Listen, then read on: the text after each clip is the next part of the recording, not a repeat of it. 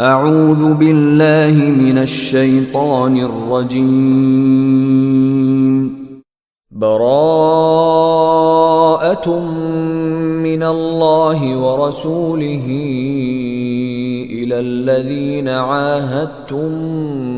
من المشركين فسيحوا في الأرض 4 أشهر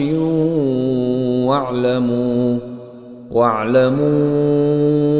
أنكم غير معجز الله وأن الله مخزي الكافرين. وأذان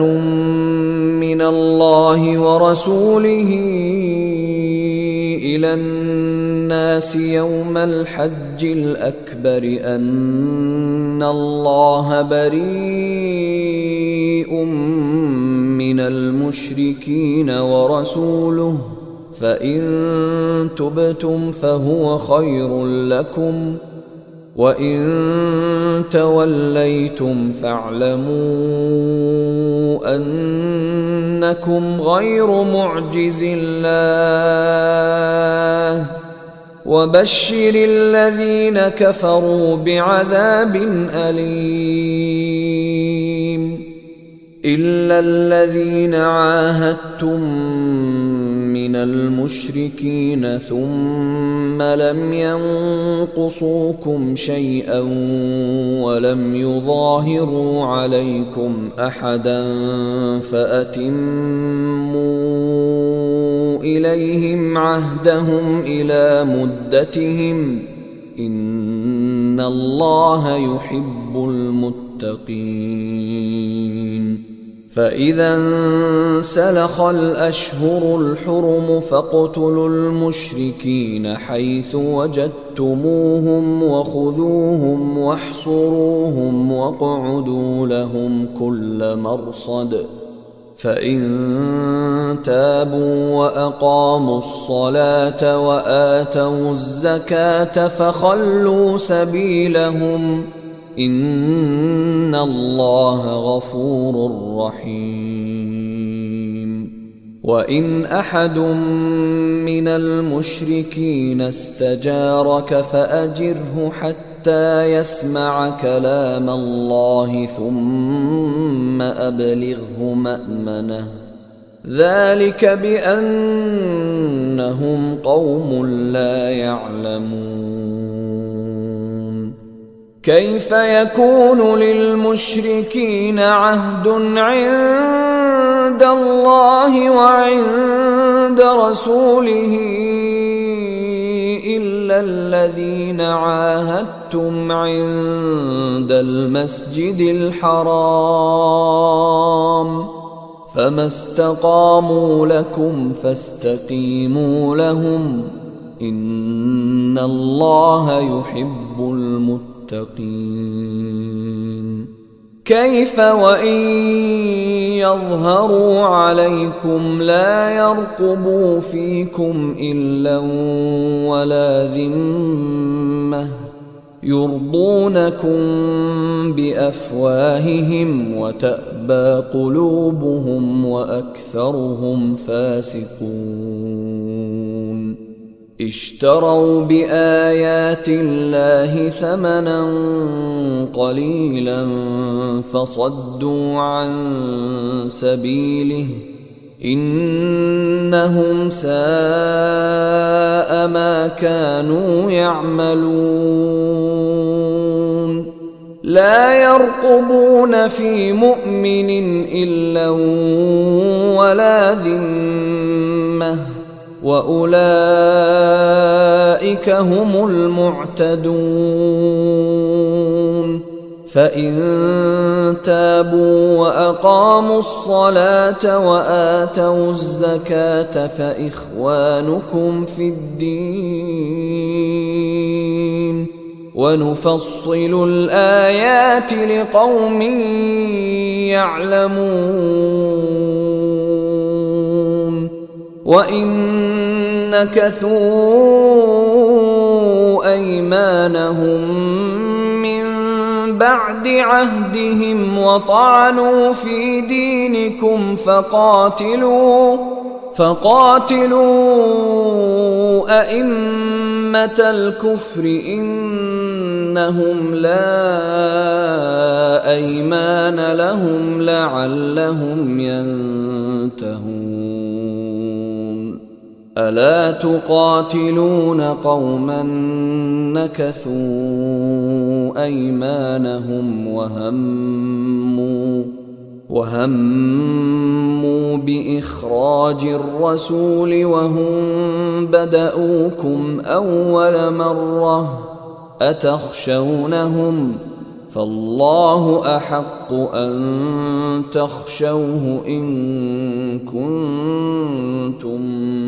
مؤمنين. قاتلوهم يعذبهم الله بأيديكم ويخزهم وينصركم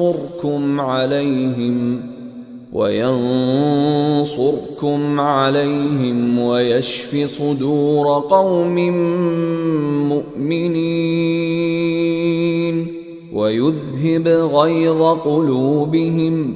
ويتوب الله على من يشاء والله عليم حكيم. أم حسبتم أن تتركوا ولما يعلم الله الذين جاهدوا منكم ولم يتخذوا من دون الله ولا رسوله ولا المؤمنين وليجة والله خبير بما تعملون. ما كان للمشركين أن يعمروا مساجد الله شاهدين على أنفسهم بالكفر أولئك حبطت أعمالهم وفي النار هم خالدون. إنما يعمر مساجد الله من آمن بالله واليوم الآخر وأقام الصلاة وآتى الزكاة ولم يخش إلا الله فعسى أولئك أن يكونوا من المهتدين. أجعلتم سقاية الحاج وعمارة المسجد الحرام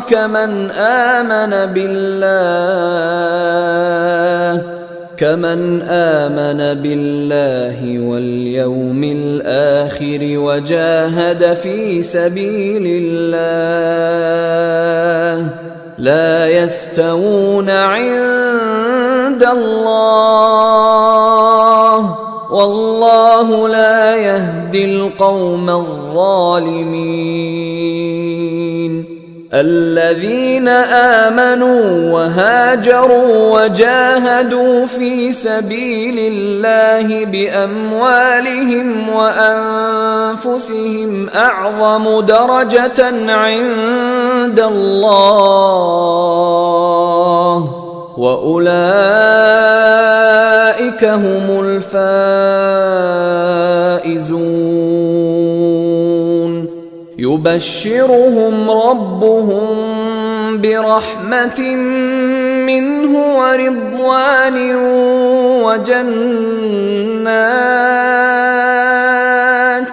وجنات لهم فيها نعيم مقيم خالدين فيها أبدا إن الله عنده أجر عظيم. يا أيها الذين آمنوا لا تتخذوا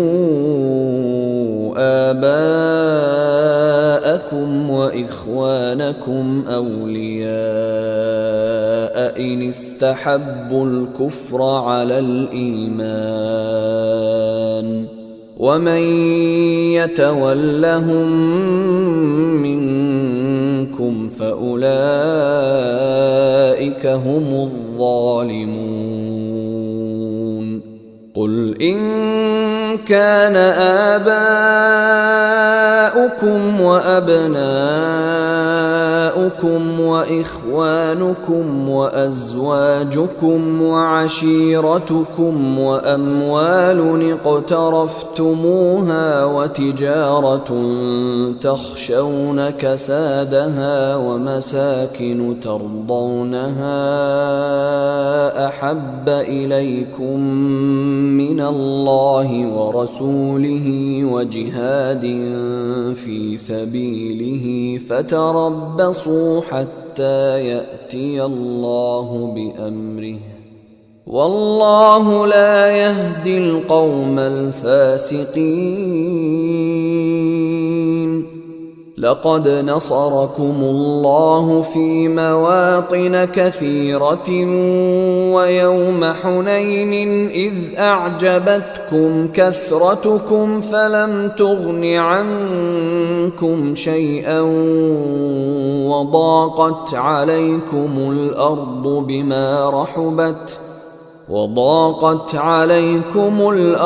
بما رحبت ثم وليتم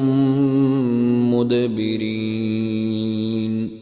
ثم أنزل الله سكينته على رسوله وعلى المؤمنين وأنزل جنودا لم تروها وعذب الذين كفروا وذلك جزاء الكافرين ثم يتوب الله من بعد ذلك على من يشاء والله غفور رحيم يا أيها الذين آمنوا إنما المشركون نجس فلا يقربوا المسجد الحرام بعد عامهم هذا وإن خفتم عيلة فسوف يغنيكم الله من فضله إن شاء إن الله عليم حكيم قاتلوا الذين لا يؤمنون بالله ولا باليوم الآخر ولا يحرمون ما حرم الله ورسوله ولا يدينون دين الحق من الذين أوتوا الكتاب حتى يعطوا الجزية عن يد وهم صاغرون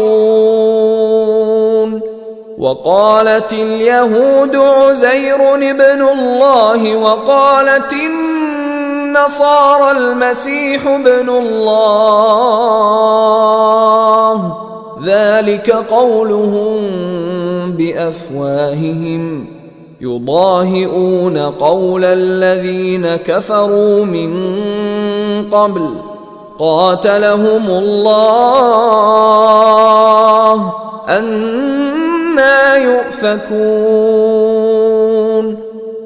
اتخذوا أحبارهم ورهبانهم أربابا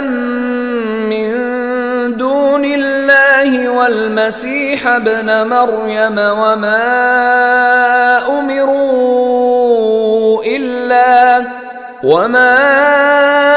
أمروا إلا ليعبدوا إلها واحدا لا إله إلا هو سبحانه عما يشركون يريدون أن يطفئوا نور الله بأفواههم ويأبى الله إلا أن يتم نوره ولو كره الكافرون. هو الذي أرسل رسوله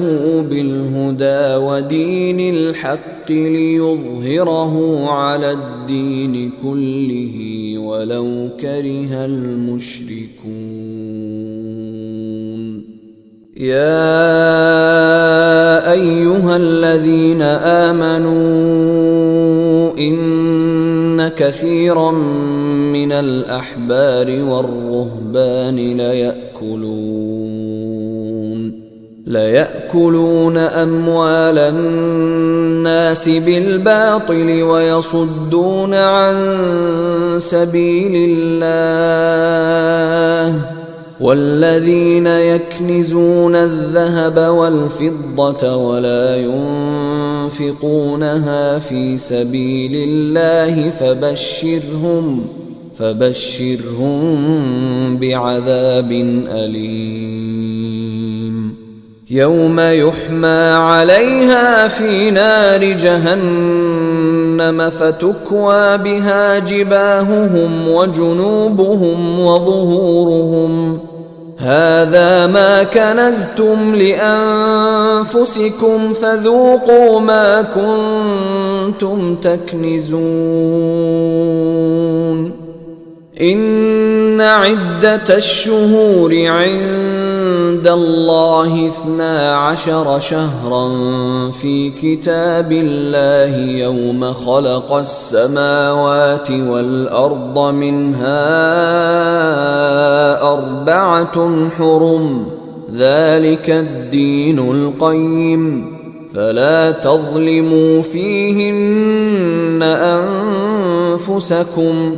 وقاتلوا المشركين كافة كما يقاتلونكم كافة واعلموا أن الله مع المتقين. إنما النسيء زيادة في الكفر يضل به الذين كفروا يحلونه عاما ويحرمونه عاما ليواطئوا عدة ما حرم الله فيحلوا ما حرم الله. زين لهم سوء أعمالهم والله لا يهدي القوم الكافرين. يا أيها الذين آمنوا ما لكم إذا قيل لكم انفروا في سبيل الله اثاقلتم إلى الأرض أرضيتم بالحياة الدنيا من الآخرة فما متاع الحياة الدنيا في الآخرة إلا قليل. إلا تنفروا يعذبكم عذابا أليما ويستبدل قوما غيركم ولا تضروه شيئا والله على كل شيء قدير. إلا تنصروه فقد نصره الله إذ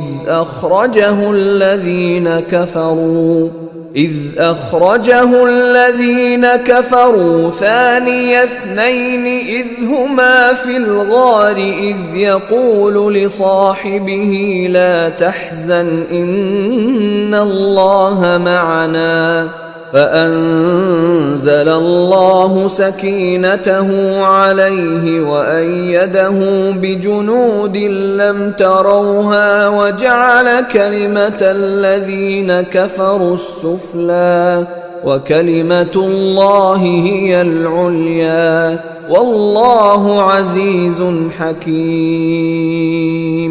انفروا خفافا وثقالا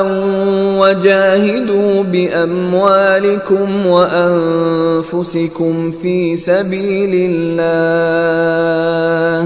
ذلكم خير لكم إن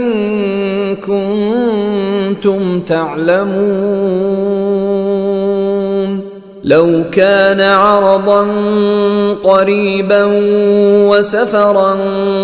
قاصدا لاتبعوك ولكن بعدت عليهم الشقة وسيحلفون بالله لو استطعنا لخرجنا معكم يهلكون أنفسهم والله يعلم إنهم لكاذبون. عفى الله عنك لم أذنت لهم حتى يتبين لك الذين صدقوا وتعلم الكاذبين. لا يستأذنك الذين يؤمنون بالله واليوم الآخر أن يجاهدوا بأموالهم وأنفسهم والله عليم بالمتقين. إنما يستأذنك الذين لا يؤمنون بالله واليوم الآخر وارتابت قلوبهم فهم في ريبهم يترددون. ولو أرادوا الخروج لأعدوا له عدة ولكن كره الله بعاثهم فثبطهم وقيل اقعدوا مع القاعدين. لو خرجوا فيكم ما زادوكم إلا خبالا ولأوضعوا خلالكم يبغونكم الفتنة وفيكم سماعون لهم والله عليم بالظالمين. لقد ابتغوا الفتنة من قبل وقلبوا لك الأمور حتى جاء الحق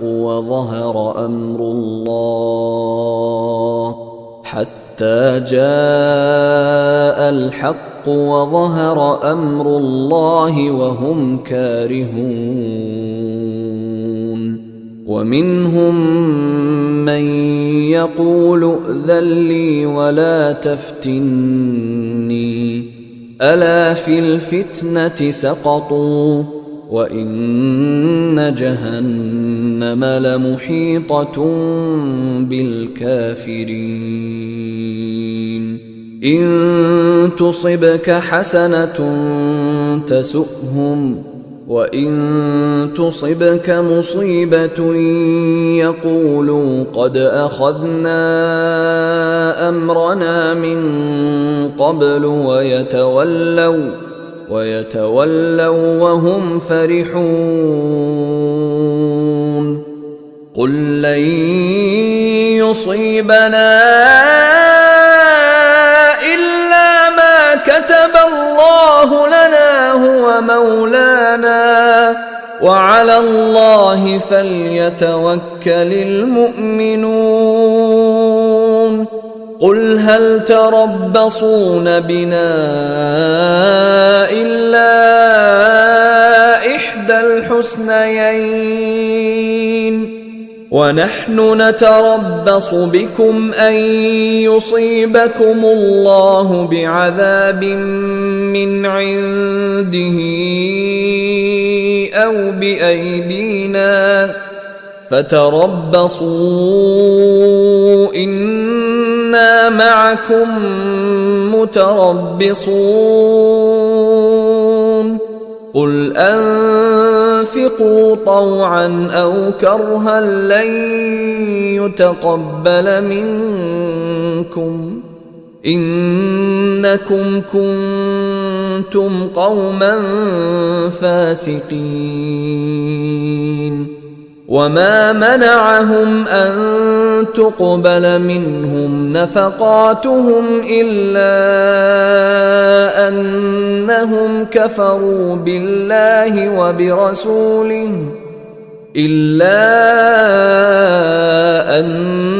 أنهم كفروا بالله وبرسوله ولا يأتون الصلاة إلا وهم كسالى ولا ينفقون إلا وهم كارهون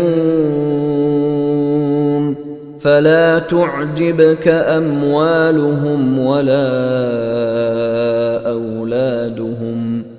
إنما يريد الله ليعذبهم بها في الحياة الدنيا وتزهق أنفسهم وهم كافرون ويحلفون بالله إنهم لمنكم وما هم منكم ولكنهم قوم يفرقون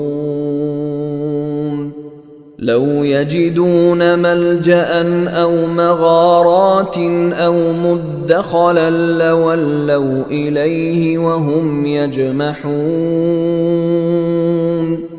ومنهم من يلمزك في الصدقات فإن أعطوا منها رضوا وإن لم يعطوا منها إذا هم يسخطون ولو أنهم رضوا ما آتاهم الله ورسوله وقالوا حسبنا الله سيؤتينا الله من فضله ورسوله إنا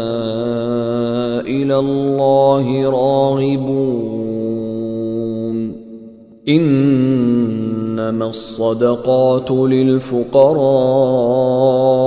والمساكين والعاملين عليها والمؤلفة قلوبهم وفي الرقاب والغارمين وفي سبيل الله وابن السبيل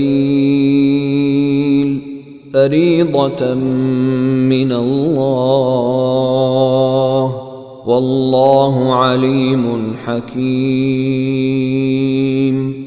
ومنهم الذين يؤذون النبي ويقولون هو أذن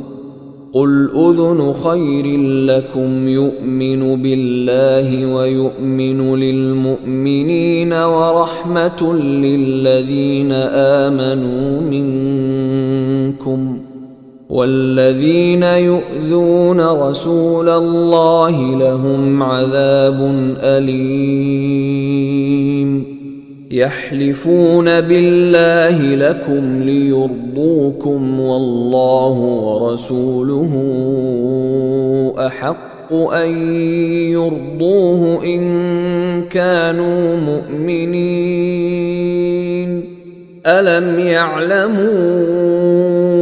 أنه من يحادد الله ورسوله فأن له نار جهنم خالدا فيها ذلك الخزي العظيم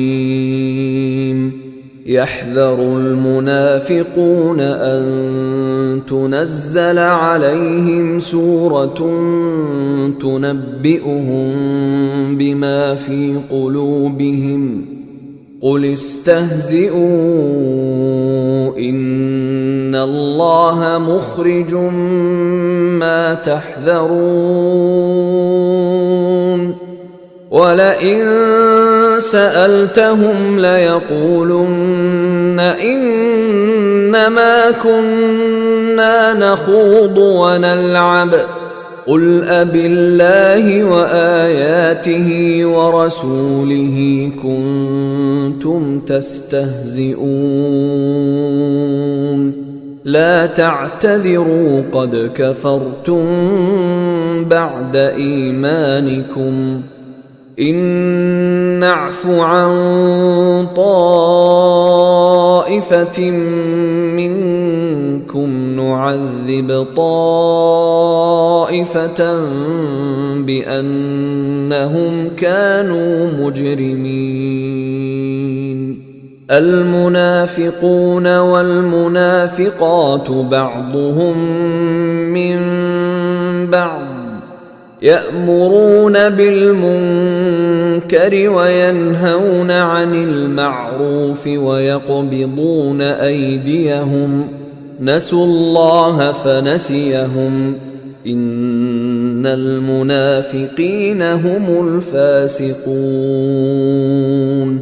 وعد الله المنافقين والمنافقات والكفار نار جهنم خالدين فيها هي حسبهم ولعنهم الله ولهم عذاب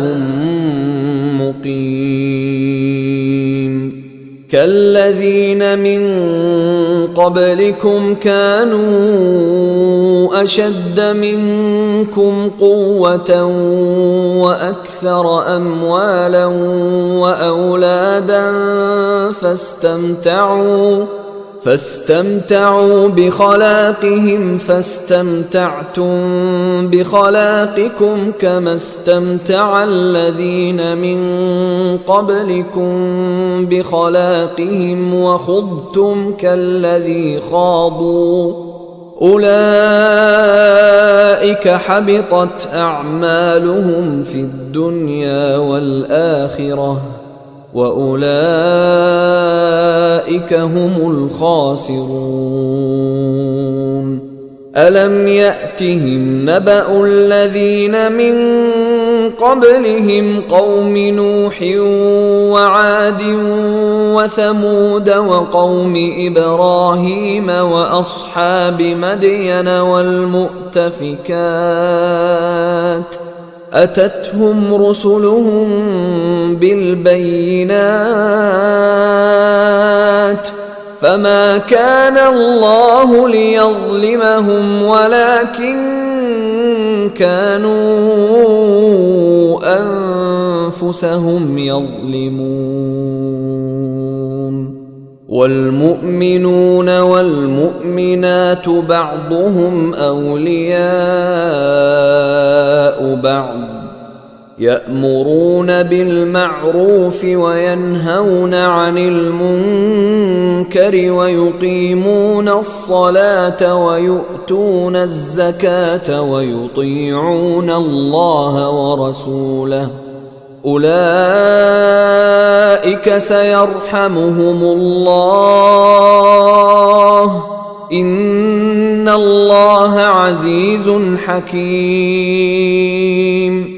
وعد الله المؤمنين والمؤمنات جنات تجري من تحتها الأنهار خالدين فيها ومساكن طيبة في جنات عدن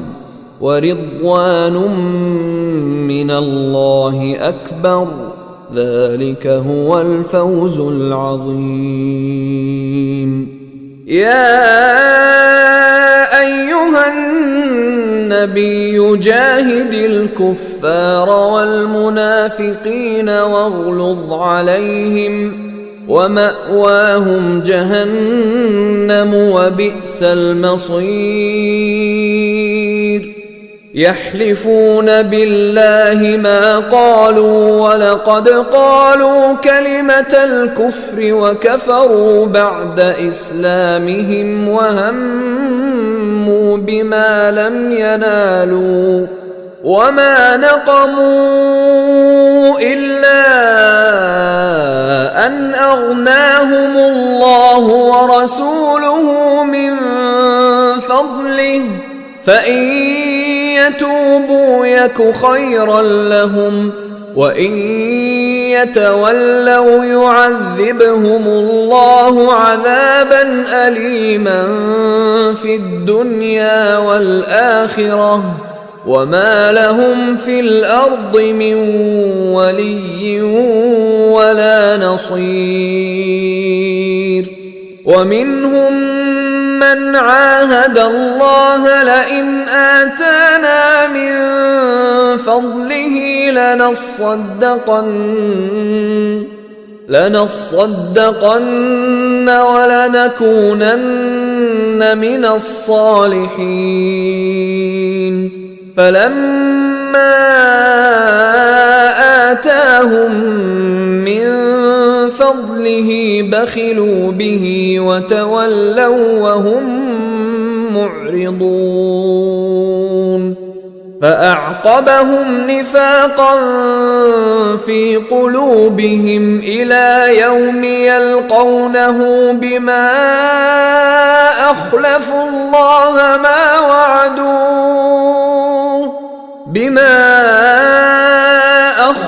الله ما وعدوه وبما كانوا يكذبون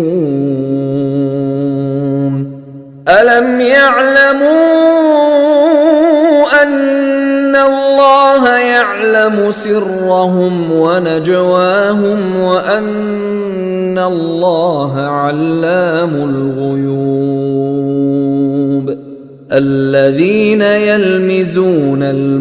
المطوعين من المؤمنين في الصدقات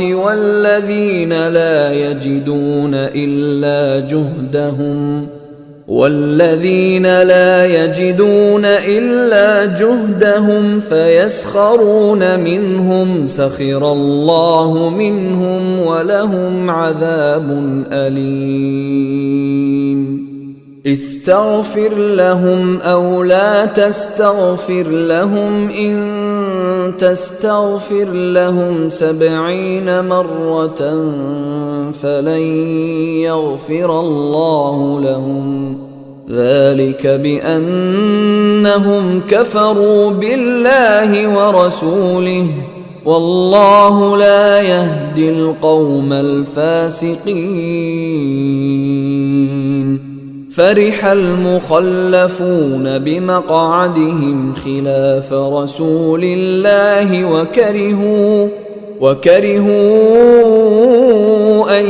يجاهدوا بأموالهم وأنفسهم في سبيل الله وقالوا لا تنفروا في الحر قل نار جهنم أشد حرا لو كانوا يفقهون فليضحكوا قليلا وليبكوا كثيرا جزاء بما كانوا يكسبون فإن رجعك الله إلى طائفة منهم فاستأذنوك للخروج فقل لن تخرجوا معي أبدا ولن تقاتلوا معي عدوا إنكم رضيتم بالقعود أول مرة فاقعدوا مع الخالفين ولا تصل على أحد منهم مات أبدا ولا تقم على قبره إنهم كفروا بالله ورسوله وماتوا وهم فاسقون.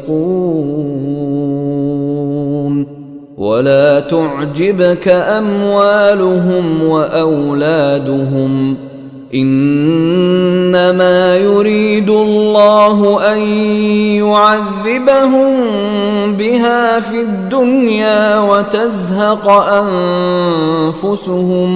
وتزهق أنفسهم وهم كافرون. وإذا أنزلت سورة أن آمنوا بالله وجاهدوا مع رسوله استأذنك أولو الطول منهم وقالوا ذرنا نكن مع القاعدين. رضوا بأن يكونوا مع الخوالف وطبع على قلوبهم فهم لا يفقهون. لكن الرسول والذين آمنوا معه جاهدوا بأموالهم وأنفسهم وأولئك لهم الخيرات وأولئك هم المفلحون. أعد الله لهم جنات تجري من تحتها الأنهار خالدين فيها، ذلك الفوز العظيم. وجاء المعذرون من الأعراب ليؤذن لهم وقعد الذين كذبوا الله ورسوله، سيصيب الذين كفروا منهم عذاب أليم. ليس على الضعفاء ولا على المرضى ولا على الذين لا يجدون ما ينفقون حرج إذا نصحوا لله ورسوله، ما على المحسنين من سبيل، والله غفور رحيم. ولا على الذين إذا ما أتوك لتحملهم قلت لا أجد ما أحملكم عليه تولوا وأعينهم تفيض من الدمع حزنا ألا يجدوا ما ينفقون. إنما السبيل على الذين يستأذنونك وهم أغنياء رضوا بأن يكونوا مع الخوالف وطبع الله على قلوبهم فهم لا يعلمون. يعتذرون إليكم إذا رجعتم إليهم قل لا تعتذروا لن نؤمن لكم قد نبأنا الله من أخباركم وسيرى الله عملكم ورسوله ثم تردون إلى عالم الغيب والشهادة فينبئكم بما كنتم تعملون. سيحلفون بالله لكم إذا انقلبتم إليهم لتعرضوا عنهم فأعرضوا عنهم إنهم رجس ومأواهم جهنم جزاء بما كانوا يكسبون. يحلفون لكم لترضوا عنهم فإن ترضوا عنهم فإن الله لا يرضى عن القوم الفاسقين. الأعراب أشد كفرا ونفاقا وأجدر ألا يعلموا حدود ما أنزل الله على رسوله والله عليم حكيم. ومن الأعراب من يتخذ ما ينفق مغرما ويتربص بكم الدوائر عليهم دائرة السوء والله سميع عليم. ومن الأعراب من يؤمن بالله واليوم الآخر ويتخذ ما ينفق قربات عند الله وصلوات الرسول ألا إنها قربة لهم سيدخلهم الله في رحمته إن الله غفور رحيم. والسابقون الأولون من المهاجرين والأنصار والذين اتبعوهم بإحسان رضي الله عنهم ورضوا عنه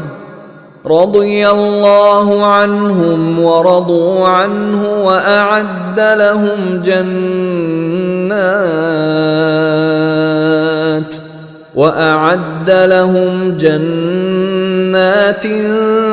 تجري تحتها الأنهار خالدين فيها أبدا ذلك الفوز العظيم. وممن حولكم من الأعراب منافقون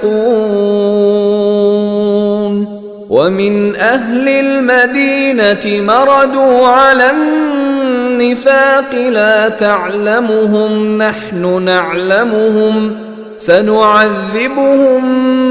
مرتين ثم يردون إلى عذاب عظيم. وآخرون اعترفوا بذنوبهم خلطوا عملا صالحا وآخر سيئا عسى الله أن يتوب عليهم إن الله غفور رحيم. خذ من أموالهم صدقة تطهرهم وتزكيهم بها وصل عليهم إن صلاتك سكن لهم والله سميع عليم. ألم يعلموا أن الله هو يقبل التوبة عن عباده ويأخذ الصدقات وأن الله هو التواب الرحيم. وقل اعملوا فسيرى الله عملكم ورسوله والمؤمنون وستردون إلى عالم الغيب والشهادة فينبئكم بما كنتم تعملون. وآخرون مرجون لأمر الله إما يعذبهم وإما يتوب عليهم والله عليم حكيم. والذين اتخذوا مسجدا ضرارا وكفرا وتفريقا بين المؤمنين وتفريقا بين المؤمنين وإرصادا لمن حارب الله ورسوله من قبل وليحلفن إن أردنا إلا الحسنى والله يشهد إنهم لكاذبون لا تقم فيه أبدا لمسجد أسس على التقوى من أول يوم أحق أن تقوم فيه رجال يحبون أن يتطهروا والله يحب المطهرين أفمن أسس بنيانه على تقوى من الله ورضوان خير أم من أسس بنيانه على شفا جرف هار فانهار به في نار جهنم والله لا يهدي القوم الظالمين لا يزال بنيانهم الذي بنوا ريبة في قلوبهم إلا أن تقطع قلوبهم والله عليم حكيم إن الله اشترى من المؤمنين أنفسهم وأموالهم بأن لهم الجنة يقاتلون في سبيل الله فيقتلون ويقتلون وعدا عليه حقا في التوراة والإنجيل والقرآن ومن أوفى بعهده من الله فاستبشروا ببيعكم الذي بايعتم به وذلك هو الفوز العظيم التائبون العابدون الحامدون السائحون الراكعون الساجدون الآمرون بالمعروف والناهون عن المنكر والحافظون لحدود الله وبشر المؤمنين ما كان للنبي والذين آمنوا أن يستغفروا للمشركين ولو كانوا أولي قربى من بعد ما تبين لهم أنهم أصحاب الجحيم وما كان استغفار إبراهيم لأبيه إلا عن موعدة وعدها إياه فلما تبين له أنه عدو لله تبرأ منه إن إبراهيم لأواه حليم وما كان الله ليضل قوما بعد إذ هداهم حتى يبين لهم ما يتقون إن الله بكل شيء عليم إن الله له ملك السماوات والأرض يحيي ويميت وما لكم من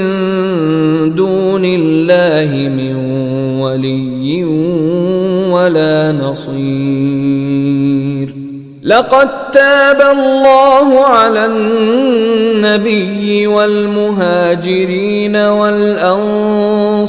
الذين اتبعوه في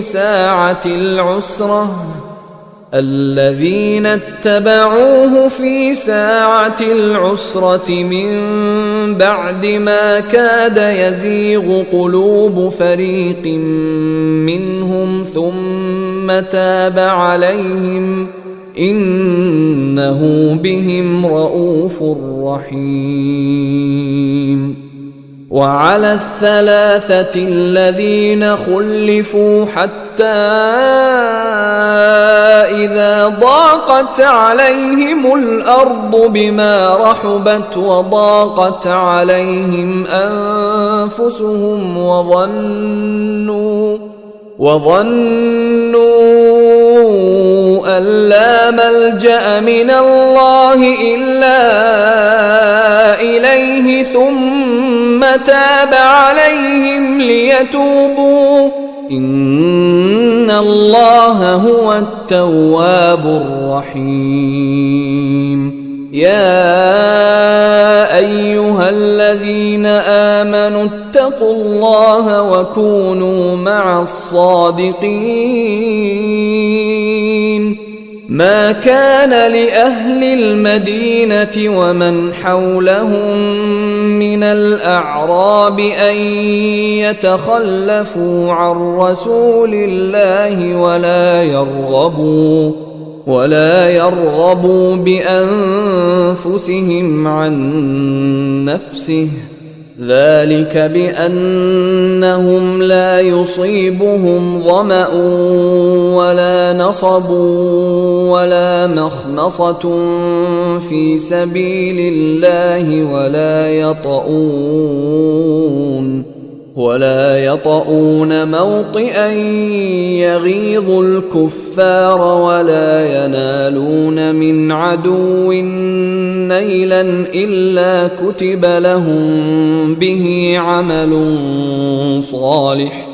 إن الله لا يضيع أجر المحسنين. ولا ينفقون نفقة صغيرة ولا كبيرة ولا يقطعون واديا إلا كتب لهم ليجزيهم الله أحسن ما كانوا يعملون. وما كان المؤمنون لينفروا كافة فلولا نفر من كل فرقة منهم طائفة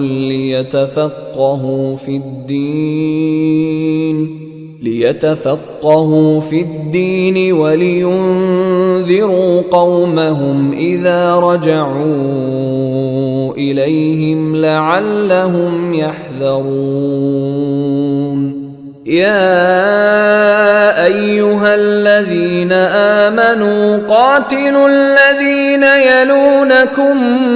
من الكفار وليجدوا فيكم غلظة واعلموا أن الله مع المتقين.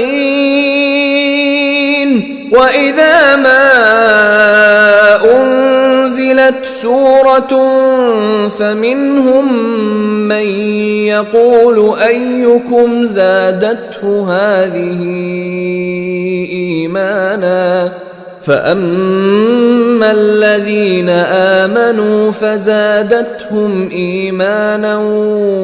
وهم يستبشرون. وأما الذين في قلوبهم مرض فزادتهم رجسا إلى رجسهم وماتوا وهم كافرون. أولا يرون أنهم يفتنون في كل عام مرة أو مرتين ثم لا يتوبون ثم لا يتوبون ولا هم يذكرون